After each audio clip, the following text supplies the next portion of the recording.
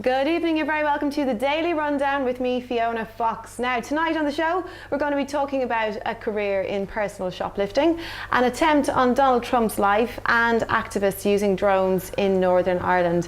And later on, we're going to talk to local businesswoman Irina Goryanova about Russia's recent spout of bad press. But before we do any of that, let me introduce my guest for this evening.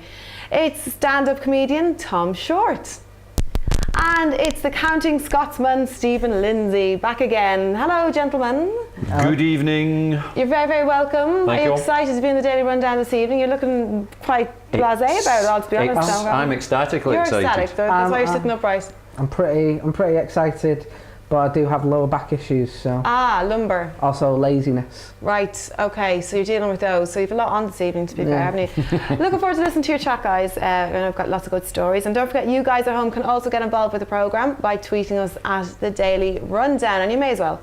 You've got the TV on anyway, haven't you? All right, let's go to our first story. The campaigning over the UK's place in the EU has restarted. Today there was some bad news for the Leave campaign, however. The car manufacturer Nissan is going to sue the Leave campaign. Their logo appeared in leaflets calling for voters to back Brexit on June 23rd. But unfortunately for the Leave campaign, Nissan would prefer Britain to remain in the EU. So they want to issue legal proceedings on Monday in Britain's High Court to stop Vote Leave from using its name and logo and to prevent them making any further false statements and misrepresentations concerning Nissan. I found this one a little bit amusing somehow. I don't know why. I just kind of felt, what's going on with Brexit that they would kind of forgo? They were already told to stop using the branding before it got to this stage. Why do you think they proceeded? Are they getting desperate? The Leave campaign. I don't think so. I would guess they've just thought, what's the worst that can happen? Do you think we'll so? just stick the leaflets out. It'll be what it'll be. Surely the worst thing that can happen is they'll be sued, though. Correct. That's maybe where their logic had fallen down. But Nissan had already said to them, I think, don't use our name, don't use our logo. They were quite blunt, I think, about that. You know, stop it. Yeah. And they haven't. So it's no great surprise Nissan have said, they fired ahead. What do you think? Take you to court. Take them to court. They'll have their day. Do you think even at this stage, though, asking them to remove it will have, to remove any kind of connection with Nissan, will have any effect? Because sometimes the damage might be done, mightn't it? You know, you might have some people out there who like to read a very grabby headline, and we're all guilty of it now and again, without actually reading the story, and say, well, Nissan are supporting, you know, Brexit, so that must mean something, and come to some conclusions that aren't so true. What do you think, Tom? I think it's only a good thing that this has happened, to be honest, because, you know, it's just, you know, either side of the campaign, if they've done something like this, you know, they need pulling up on this, certainly beforehand. You know, like, if you've done something that is actively, you know, discreditful, that you can get discredited on, then this is a time that you should be picked up on that, and, you know, any bullets that you've actively made yourself should surely be used beforehand. Before the referendum comes round, you mean? But what do you think about that point, though? Would you say the damage is already done by them being associated with it? I think the damage, there could be damage done, but it's only in the context, I think, of a leaflet that had 6, I think it was, logos on it. Big multinational businesses. Large companies, yeah. Yeah, and they were sort of in the Leave campaign, I think, were indicating that these big, well-known multinational companies were not bothered if Britain left the EU, was the point they were making. So they were sort of saying even these big companies that operate around the world don't really care if we leave. It's not going to be a problem. Yeah. Is I think what was being said. Nissan doing what they're doing, I'm not sure it's going to change anyone's mind. You know, if that's a big issue for someone looking at the leaflet, then whatever Nissan do doesn't really matter. And the fact that Nissan's logo is one of 6, did it make that much of a difference? I'm not convinced, personally. I guess what probably happens with a situation like this, though, is just on principle. Because it's happened quite a few times in different situations, political situations. We only had Adele got quite narked, didn't she, that Donald Trump used her song. Yeah. Which song was it, can you remember? I don't remember which one it was, but he used her song in part of his. Yeah, I Probably can't to do remember. with a breakup. They all are. To be honest. Yeah, it was about emotions, His big which is strange if you Trump relate it to Donald Trump. extravaganzas with Adele playing. But she took issue. I mean, obviously she could just, it's publicity and that, but But a lot sometimes of I guess it's important to remove yourself, to distance yourself. Listen, I'm not suggesting for a minute Nissan shouldn't protest and escalate it to threatening legal action if they've said don't do it and they keep doing it, because from Nissan's point of view it's all about their brand and they've got to protect it and all that sort of stuff.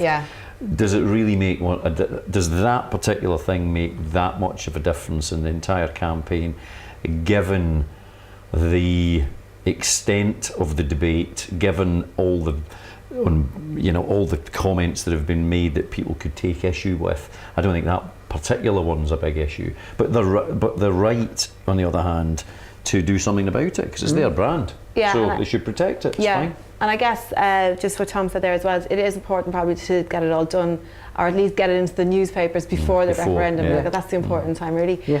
Thanks very much for that, guys. We're going to move on to our next story. We're kind of segueing into this one because it is a Trump story. A British man has been arrested at a Donald Trump rally. He told investigators he wanted to kill the presumptive Republican presidential nominee. Michael Stephen Sanford was arrested in Las Vegas after he allegedly tried to wrestle a gun from a police officer at the event. Sanford, who is reported to have a British driving licence and claims to have been in the US for around 18 months, has been charged with committing an act of violence on restricted grounds. He has been refused bail at this time. There's so many different factors, I think, to this story. What was kind of your initial reaction, first of all? Why is it that things are going so extreme? Like, is it is it that we're actively going towards more extreme politics, or is it the way that information is being presented to us is making us go off in more wild tangents? Like, why is this happening? Because it's happened after Joe Cox died as well. Similar. Someone within politics also died. So it makes me wonder, why is it that this is happening and people are feeling like they've got to go to such extreme measures? Is it the information that they're being fed, or is it actively that we're heading towards a more extreme political point? That's an interesting first reaction. What about you, Stephen, today listening to that story? My initial reaction to it was that first of all, I'm surprised no one's tried to do it before, given how extreme Trump is in his statements. But secondly, it sounds a bit half-hearted. Whoever this guy is and whatever the facts turn out to be, he didn't have a gun. He was, his idea seems to be, I'm gonna steal a gun from a policeman at this rally. The chances of that are pretty minimal, So how serious was it? I'm not belittling it. If he seriously had in his mind that he would try and kill him, then that's bad, irrespective of who it is that's involved. But how serious is it?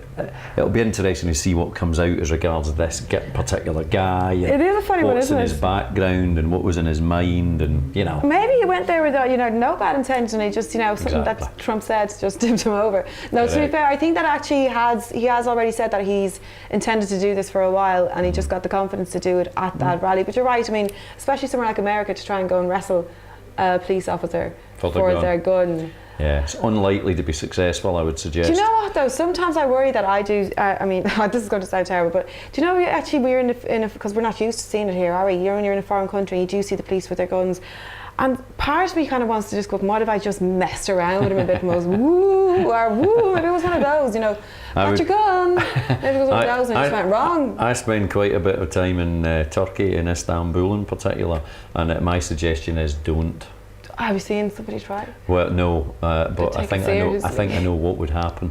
So don't just resist the urge at all costs. Obviously, it was a foiled attempt anyway, which is unsurprising. I imagine the level of security. Because I was going to say, would you be surprised anybody got close? But you really didn't, did you? It was there wasn't really, doesn't seem to have been any substance in it. No.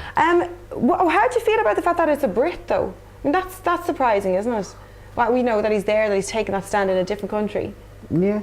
Yeah, I suppose that is actually quite surprising. Out of the millions of Americans. Yeah, but you know, it might just depend on, as I said earlier, on what his mental state is, what his background is. We don't know really yet what the story is, because the nationality aspect is potentially completely irrelevant in that. Yeah. But it is a bit odd that, given it's a country largely full of Americans and rallies largely full of Americans, presumably for Trump, that it looks like a Brit that's involved. And there's been plenty of protests, obviously, along the way. There's been plenty of shouty kind of protesters and opponents of Donald Trump. But it's just quite surprising that we've ended up that it's a Brit who's gone in there and done that.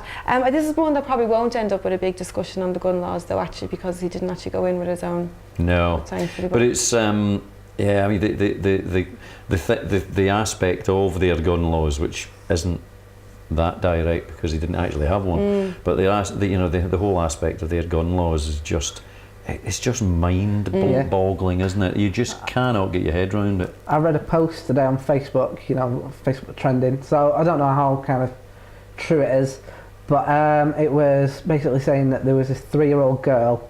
Mum took a picture of her standing on the toilet seat, and what happened, and she thought it was quite funny until she discovered what it was, which was that she'd been taught, either in school or some kind of training, that if someone was to come in her school and start shooting people while she was on the toilet, she was to stand on top of the toilet seat, so it looked like the toilet cubicle was empty. And that's the stage that they're at over there. It's possibly true, isn't it? Yeah, well, we actually did talk about the gun laws yesterday, and sadly we probably will have to talk about them again in the future. But for the moment, Donald Trump is safe. And we'll obviously hear the rest of that story on the attempted assassin. Thanks very much for that, guys. We're going to go for our first break of the evening. When we come back, we've got lots more news, and we have our special interview coming up as well. See you soon.